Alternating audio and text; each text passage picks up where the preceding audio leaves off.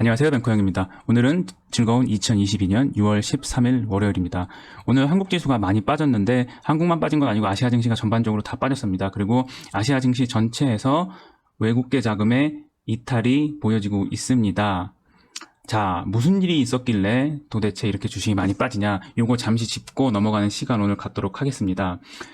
자, 지금 보시는 차트는 미국의 소비자 물가지수 차트입니다. 2018년부터 2022년 5월까지 발표된 소비자 물가지수 차트인데 지난 4월에 발표된 3월에 물가지수가 4월에 발표되고 4월에 물가지수가 5월에 발표되고 5월에 물가지수가 6월에 발표되는데 그 발표된 물가지수가 지난 금요일에 발표된 겁니다. 자, 지금 보시면 여기 액추얼이라고 나오는 이 노란색 마우스 커서가 가리키는 데를 보시면 되는데 일단 소비자 물가지수가 전년 동월비 올해 상승폭이 상당합니다. 이 그래프가 굉장히 높아졌잖아요. 그래프의 키가 굉장히 높아졌잖아요. 계속 이렇게 증가하는 겁니다. 물가가 계속 올라가고 있는데 시장 참여자들의 초미의 관심사는 그래 올라가는 건 알겠는데 언제 그러면 언제 천정이냐, 언제 천정을 치냐 이런 이 숫자에 시장 참여자들이 모두 관심을 두고 있었는데 4월 12일 날 나온 8.5%가 천장이다. 이런 관측치가 많았습니다. 자, 지금 보시는 기사를 보시면 4월 12일 날 나온 기사인데 8.5%로 올랐지만 피크아웃 했다. 피크아웃이 뭐죠? 끝까지 올라가서 급등을 하고 이제 내려오는 일만 남았다. 이러한 시장 예측이 있었습니다. 그러한 시장의 예측을 뒷받침했던 게 5월 CPI 데이터입니다. 지금 여기 메이 11이라고 나오잖아요. 5월 11일 날 나온 게 8.3%가 나오면서 지난달에 있었던 8.5% 대비해서 약 0.2%가 감소한 숫자가 나왔습니다. 그래서 6월 11일 지난 금요일에 발표된 숫자도 8.3% 정도 나오겠지라고 예상을 했는데 8.6%가 나온 겁니다. 전년 동월이면 2021년 5월 대비 올해 2022년 5월에 물가가 얼마나 올랐냐? 이게 8.6%가 오른 겁니다. 100원짜리가 108.6원이 됐다. 그러면 이 그래프가 어떻게 그려지냐? 자, 원래는 이렇게 그려지면은 여기 4월 달에 꼭대기를 치고 이렇게 내려와야 되는데 지금 이제 그래프가 여기서 더 올라가는 그래프가 된 겁니다. 여기가. 자, 변화하는 게 보이시나요? 이 상태에서 여기 이 상태가 되는 겁니다. 시장 예측치는 8.3%였는데 8.6%가 나와버렸으니 이 8.6%는 40년 내 전년 동월비 가장 높이 오른 거다.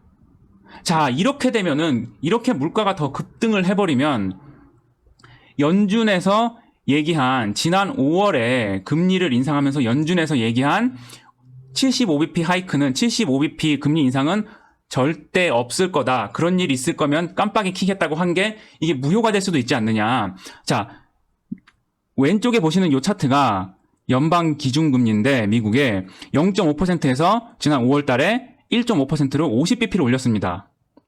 5월 5일 날. 그리고 이번 주죠. 목요일 날 50bp가 또 올라갈 거라고 예상을 하고 있습니다. 포캐스트 여기 1.5%라고 나와 있잖아요. 그리고 금리 올리는 거 발표하고 우리나라랑 같이 우리나라도 금리 발표하면 한국은행 총재가 11시부터 기자회견을 하잖아요. 연준도 파월이 나와서 기자회견을 합니다. 근데 지난 5월 달에 뭐라 그랬냐 하면 75bp 하이크를 템프 다운은 억누른다는 얘기거든요. 그러니까 75bp 금리 인상할 거는 걱정 안 해도 된다. 이러한 멘트가 나오면서 시장이 안도를 하게 되는 거죠. 금리가 오르는 거는 다 알고 있는 겁니다. 그래서 물가가 오르고 금리가 오르는 거는 시장 참여자들이 다 알고 있고 그래서 주식의 할인율을 높이게 됩니다. 그래서 주식이 떨어진 거죠. 그런데 물가가 천정부지로 더 올라가니까 이제는 50bp 3번 올린다는 기존의 시나리오를 폐기해야 되는 거 아니냐. 이런 얘기가 나오고 있는 겁니다. 그래서 첫 번째로 나왔던 게 75bp 금리 인상이 다시 한번 테이블에 올라올 수가 있고 일부 급진적인 사람들은 긴급 FOMC 회의를 소집해서 25bp를 빨리 올려야 된다. 그래서 연준이 시장에 인플레이션을 통제할 수 있다는 시그널을 줘야 된다. 이렇게 얘기를 하는 사람도 있는데 요거는 조금 아직 급진적이고 최소한 50bp 금리 인상을 하고 매우 매파적인 발언이 나올 거라고 시장에서는 예상을 하고 있습니다. 그러면 50bp가 아니라 이번에는 50을 올려도 다음에 75bp를 올릴 수 있다. 그리고 퀀티테이티브 타이트닝이 더 빨라지고 강력해질 수가 있다. 이렇게 되면은 주식의 가치를 평가하는데 할인율이 들어가잖아요. 그게 이자율인데 그게 높아지는 겁니다. 그러면 주식 가격이 그냥 낮아지는 거죠. 그리고 두 번째로 CPI 데이터 말고 한 개 더 발표된 게 있는데, 자, 요 차트입니다. 미시간대 소비자 신뢰 지수인데, 자, 여기부터 보시면 그냥 거의 폭포수처럼 떨어지고 있잖아요. 마찬가지로 금요일날 발표됐는데 소비자 신뢰 지수가 58을 예측을 했는데 50.2가 나와버린 겁니다. 지수가 낮다는 얘기는 소득이 늘어날 거라고 생각하는 사람이 적고 스펜딩이죠. 소비를 늘리겠다고 대답하는 사람이 적다는 겁니다. 당장 소비를 줄이기 어려운 부분들이 있잖아요. 어떤 부분들입니까?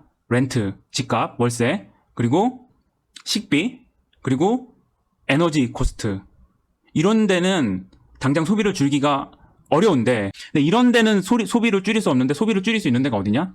컨슈머 일렉트로닉스, 가전제품 사는 거, 지금보다 더 좋은 휴대폰 사는 거, 지금보다 더 좋은 오디오 사는 거, TV 사는 거, 이런 거 줄일 수 있다. 이런 데를 가장 많이 유통하는 데가 어디죠? 아마존. 아마존이 갭다운으로 시작을 해서 지난 금요일날 3.33%가 빠졌습니다. 지난주 한 주가 정말 아마존이 엄청나게 빠진 한 주였죠. 122.5불에서 106불까지 빠졌으니까 거의 15%가 넘게 빠진 겁니다. 그리고 우리나라에서는 뭐가 빠졌죠? LG전자. LG전자가 오늘, 저는 LG전자 오늘은 약간 오버 리액션이 아닌가 좀 싶긴 한데, LG전자는 전기차 부분이 있기 때문에 LG전자의 경쟁자인 하이어, 중국의 하이어는 홍콩에 상장돼 있고요. 지금 차트가 조금 지저분한데 색깔을 천천히 한번 보시면 이 녹색이 하이어고 이 빨간색이 월풀, 미국의 월풀, 그리고 파란색이 LG전자, 그리고 이 빨간색이 일렉트로룩스입니다. 근데 왜 연초부터 지금 그래프를 그려놓은 건데 시작점이 여기가 연초입니다. 그리고 현재고 시작점을 0으로 했을 때 주가가 얼마나 내렸나를 보고 있는데 다 내렸죠. LG전자의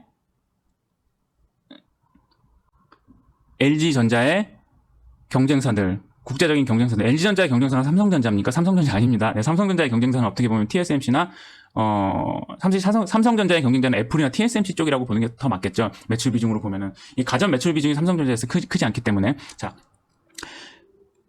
컨슈머 일렉트로닉스, 하우스홀드 일렉트로닉스를 전문적으로 만드는 일렉트로룩스, 스웨덴의 일렉트로룩스, 그리고 미국의 월풀, 그리고 중국의 하이얼 보시면 주가가 다 이렇게 빠져 있습니다.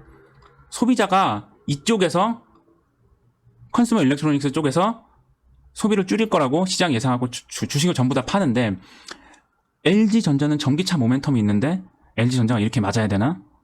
거기에 대해서 저는 동의를 못해서 사실 오늘 조금 더 사봤습니다. LG전자를. 전체 가지고 있는 물량이 한 8% 정도를 더 사봤는데, 그래서 만약에 LG전자가 이 비교군보다 더 빠진다. 내일 만약에 더 빠진다. 내일도 한 5% 빠지고 다른 비교군들이 한 3% 빠진다. 그러면 LG전자 5% 빠진 가격에는 살만하다. LG전자로 얘기가 잠깐 빠졌었는데 이 상황에 대해서 모하마드 엘 에리안, 이 사람이 누구냐 하면은 3프로TV에 나오는 그 오건영 부부장도 자주 이 사람의 의견을 인용하곤 하잖아요. 핌코의 CIO를 했던 사람입니다. 핌코가 어디죠? 세계 최대의 채권형 헤지펀드였습니다. 현재는 알리안츠는 리얼머니라 그러는데 이 세계에서 가장 큰 보험사 중에 하나인데 이 보험사에서 운용하는 주식 채권 펀드폴리오도 또 엄청납니다. 거기에 투자 고문을 하고 있고 현재 블룸버그의 오피니언 어드바이저로 들어가 있는 사람입니다. 이 사람은 9%까지 오를 거다. 8.6%가 아니라 지난 이제 7월 초에 발표되는 CPI는 9%까지 오를 거다. 그런 얘기를 하고 있습니다. 그게 일리가 있는 거냐? 만약에 정말 9% 간다. 그러면 주식시장은 어떻게 될 것이냐? 그리고 9% 간다는 게 의미가 있냐? 이 사람이 왜 9% 간다는 얘기를 하냐? 자, 보시면 크루드 오일 가격이 배럴당 $10 오르면 CPI가 0.2% 오르고 경제 성장률은 0.1% 감소한다. 자, 다시 한번요.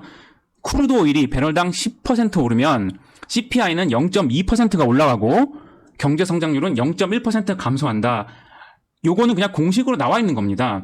CPI에 계산에 포함되는 여러 가지 정말 수도 없이 많은 항목들이 있는데 거기에 가중치를 다 더해봤을 때 에너지가 차지하는 부분이 크루드 오일과 뭐 가솔린 가격 뭐 등등등 차지하는 부분이 가장 큰 것 중에 하나인데 크루드 오일이 만약에 10% 올라가면 가솔린 가격도 올라가겠죠. 휘발유 가격도 올라가겠죠. 그리고 히팅 오일, 난방유도 올라가겠죠. 그렇기 때문에 약 0.2% 정도 올린다고 합니다. 그런데 지난 5월 4월 말에 크루드 오일 종가가 얼마였냐면 약 100.58이었습니다. 100.58. 7월물 기준으로 보면요. 그리고 5월 말 크루드 오일 종가가 115불입니다. 아까 제가 크루드 오일이 배럴당 10달러 올라가면은 CPI가 0.2 올라간다 그랬죠. 근데 15가 올랐어요. 5월 동안. 그럼 0.3이 올라갔고 정확하게 0.3이 올라갔습니다. 자, 그러면 6월 달은 지금 어떻게 되고 있냐? 115에서 시작을 했는데 123까지 올라갔다가 지금 현재 119.5입니다. 자, 만약에 115에서 시작한 게 125에서 끝난다. 6월 달에. 그러면 다른 변수가 일정하다는 가정을 하면 CPI가 또 0.2가 오르는 겁니다. 그럼 8.8이 되는 겁니다. 130이 된다? 그럼 8.9가 되는 겁니다.